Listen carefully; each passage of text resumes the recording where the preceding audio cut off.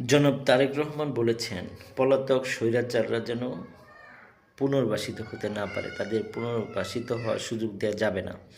কিন্তু সিনিয়র যুগ্ম মহাসচিব রুহুল কবির রিজভী বলেছেন, যারা এই গণহত্যার সাথে জড়িত না এমন আওয়ামী লীগরা যদি আওয়ামী লীগের দায়িত্ব নিয়ে রাজনীতি করে, তাতে নাকি তাদের কিছু বলার নেই।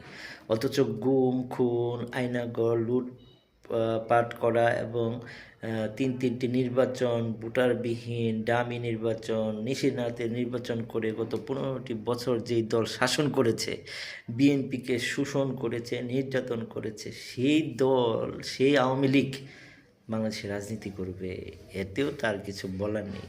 সুতরাং হাইকমান্ডের কথার সাথে এই নিচে যারা বাংলাদেশে রাজনীতি করে বিএনপির, তাদের কথা মিল নাই। বাংলাদেশে একটাই ভার্সন, সেটা হলো আওয়ামী লীগের বিচার হবে, আওয়ামী লীগ নিষিদ্ধ হবে এবং বাংলাদেশে একটি সুষ্ঠু অবাধ নির্বাচনের মধ্য দিয়ে একটি গণতান্ত্রিক সরকার গঠিত হবে এবং তার মাধ্যমেই দেশ শাসন হবে। আসসালামু আলাইকুম।